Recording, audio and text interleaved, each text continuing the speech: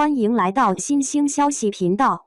请订阅频道，所以大家不要错过当天最热门的新闻。我们今天的时事通讯包括以下内容：向太发文称赞赵丽颖演技，晒3张微笑剧照，感慨打拼事业不容易。7日晚，向太在社交网上发文，他说自己在隔离期间看了电视剧《风吹半夏》，并用好好看停不下来形容自己对该剧的满意。向太还说了一番自己对演员和剧情的看法，并且晒出赵丽颖的剧照。没有想到向太也成了《风吹半夏》的粉丝，可见这部剧的魅力之大。向太晒出的3张剧照都是赵丽颖的个人照，没有剧组其他任何一个人，由此可见向太十分欣赏赵丽颖本人以及演技。虽然向太没有直接夸赞赵丽颖演技，但是文中说许半夏很有感染力，而许半夏的扮演者正是赵丽颖，是她把许半夏演绎的入木3分，完美展现出许半夏身上那股不服输的劲头。有个小细节，向太晒出的3张剧照都是赵丽颖微笑时的样子，可见向太不仅欣赏赵丽颖的演技，还欣赏许半夏身上的那股乐观劲儿，面对任何困难时都能以乐观的态度面对。还有许半夏那句台话，人都是从无到有。当然了，向太发文不是单纯的吹捧赵丽颖，事实上赵丽颖的演技确实在线，比如这段让人印象深刻的剧情，当许半夏得知好友病重后的那段哭戏。为了演绎出内心的悲痛，许半夏一直在医生面前低头自责。为了让观众感受到许半夏的悲伤，她并没有嚎啕大哭，而是恰到好处地流下2滴眼泪，分寸掌握得极好，不会让人感觉到虚伪。向太在文中说许半夏与自己相似，从无到有，感慨打拼事业没有人会容易。其实赵丽颖本人就很贴近剧情人物设定，许半夏从无到有，一路吃尽苦头，而赵丽颖同样如此。她不是科班出身，甚至都没有接受过专业训练，演技全靠自己摸索，从跑龙套开始，一步步跻身1线艺人行列，没有依靠任何人，靠的全是自己，也是许半夏身上的那股不服输韧性。向太也有同样经历，他也不是一开始就是向太，他出身普通，甚至6岁时还得过一场大病，为了替家还债去歌舞厅打工，尝尽人间冷暖，后来去参加选美比赛，再后来遇到丈夫，并且一块打拼事业，最终出人头地，这才有了现在的向太。其中不知道吃了多少苦，同样有股不服输积极上进的劲儿。说起来，罕见向太对谁的作品如此称赞有加，历年来并不乏精品影视剧面试，也不见向太这般褒奖过哪位演员。再说赵丽颖和向太之间并没有来往，虽然2人都在娱乐圈，但是却不见2人同框过，更别谈合作了。就算向太真心喜欢《风吹半夏》，也没有必要说出来，大可放在心里。而如今向太高调称赞赵丽颖和其作品，除了对本人的欣赏，更有意交往赵丽颖。没有联系，那就创造机会，这不，2人就有了联系，想必赵丽颖也乐意与向太来往。难怪向太在娱乐圈人脉广，除了为人大方以外，就冲这份情商也值得交往，也期待向太和赵丽颖有更多的互动。2. 赵丽颖这种狠人，她不赚钱谁赚？风吹半夏一直在追，还挺好看，够劲。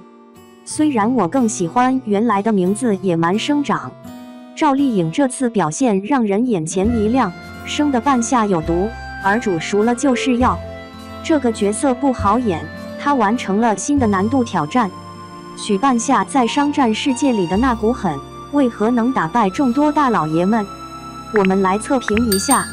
先看他内因，他事业线真的是演路子出来的，他现在废钢生意做起来了，后续还准备开钢铁厂，而他最开始就是一个捡破烂的，处于整个供应链的最底层。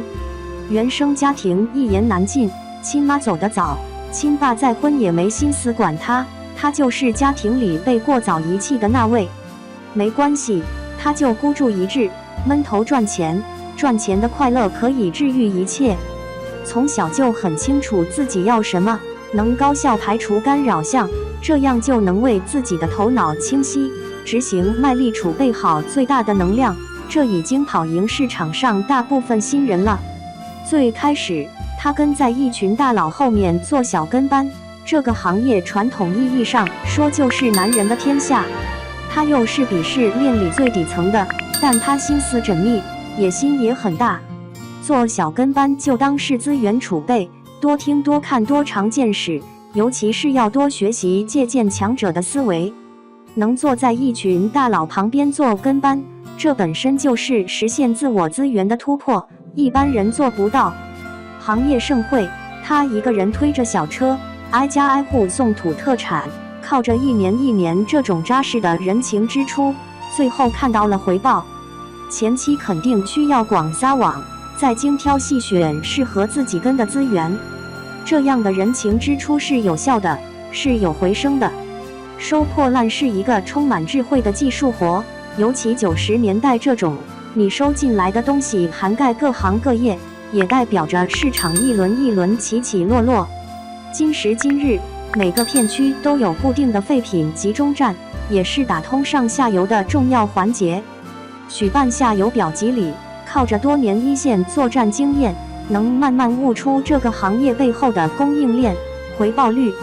他野心膨胀的合情合理，他一直懂得跳出来看这群人的定位与发展，包括自己，不会盲目追高，但尽可能实现自己利益最大化。许办下的独家优势在哪里呢？首先，他是底层爬上来的，有丰富的一线市场经验，摸爬滚打就是与市场亲密接触，敢拼尤其敢实践。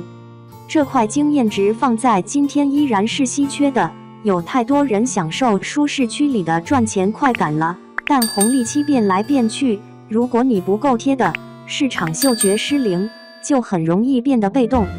像前面一伙人跑去国外拿废钢资源，领头的5建设信错了人，大家伙儿的钱被骗走了，一群人都很沮丧，只能回国。签合同的时候，旁边的许办下还善意提醒，这没有风险吧？老江湖的嗅觉真的失灵了，只有许办下一个人留下来，他就是要去看看有没有突破口，就算是输了，也要做好现场扫尾的后续工作，这是可贵的复盘精神。这股狠劲在原始开荒阶段很有用，市场的初始红利还没被发开，只要你够狠，狠过别人，你就有机会抢占红利。他的坚持换来了海外废钢供货渠道，而且是独家资源，这是他第一次华丽转身的立身之本。死磕到底不一定有奇迹，但不死磕，奇迹完全不会理你。其次，他业务能力很全面，大格局大方向有预判能力，小活小细节也能盯死，能屈能伸。许办下有很时髦的市场思维，光这一点就甩开其他人一大截。5建设是老大哥，但思维还是老一套，他很注重按资排辈，面子观念根深蒂固，死要面子是做生意的悲哀，因为完全不会自我警醒与复盘。他觉得资历老最有话语权，完全不肯放权。可市场在转型变革，你的想法过气了，怎么还死守着这种骨灰级管理思维呢？总想着几个老熟人一起抱团做事，有钱一起赚，但赚多少又要打起小算盘，自己嘛要独占鳌头，有拍版权，这种沾亲带故做生意最累了，人情世故也是巨大成本支出。市场本来就是六亲不认的，公事公办更省事儿。许办下就不愿意走这种过时冗长的路子，他看不起其他人的那套生意思维，确实他也有看不起别人的资本。市场竞争，谁最能赚钱，谁才能称王。旁边的裘必正呢，典型的墙头草性格，做人摇摆不定，还喜欢出阴招。前妻拉拢人家许半夏帮忙，他自己开公司呢，怀疑下属郭启东吃里扒外，让半夏去帮忙查账。这说明了裘必正自己开公司，财务和成本一时堪忧，这是做生意的大忌。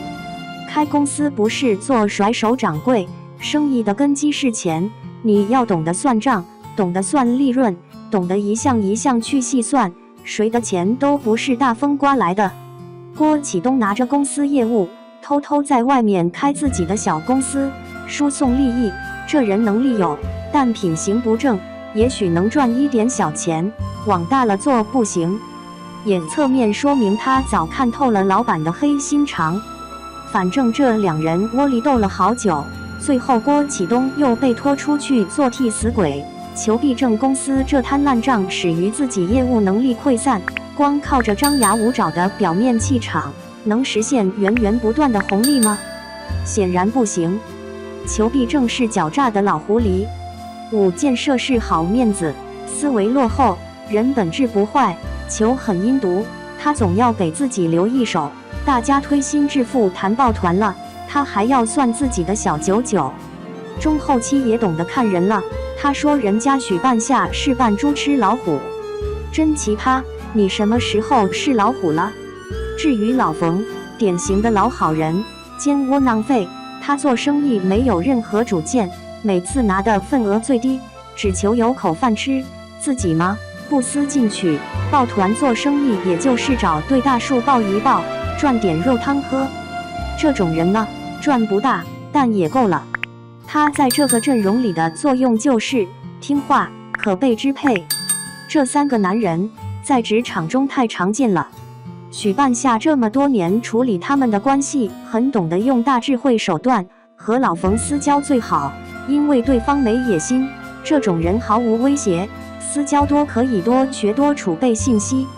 长线思维都要铺好。每个人都有自己的长处，做生意就是不断学，不断交学费，最后精挑细选适合自己的。而与另外2位交往，半夏确实也实实在在帮忙解决了很多问题，帮大家赚了钱，真金白银去积累合作的默契度。许半夏早就看清楚了周围这几个大哥的实力，以及他们未来的走向。前期跟着他们做小跟班，该学的该见识的都积累足了，也该他翻身了。多年的底层作战经验，再加上跟着大佬多学多看，这样可以培养自己的高财商，用专业技能去推动自己的预判。小身躯启动大能量的道理就是这样的。他也确实有资本去狠。还有一点也很重要，许半夏自己会用人，他有自己的人格魅力。小陈、小童还有野猫，包括赵磊，都是团队的核心成员，每个人都有自己的独特优势，排兵布阵得当，可以创造最大化价值。半夏自己情商相当高，每个阶段都展示出了那种同龄人缺乏的大气。比如在饭桌上被质疑，甚至被叫嚣的时候，他一直都是带着微笑倾听；被怒火冲击的时候，他依然冷静，绝不浪费一点一滴在情绪失控上。所以他能赚到钱，并且能赚最多的钱。他懂得一门心思无痛无损的赚钱，别人赚钱都是喊爹骂娘的，他不会，这就是高段位选手的绝妙之处。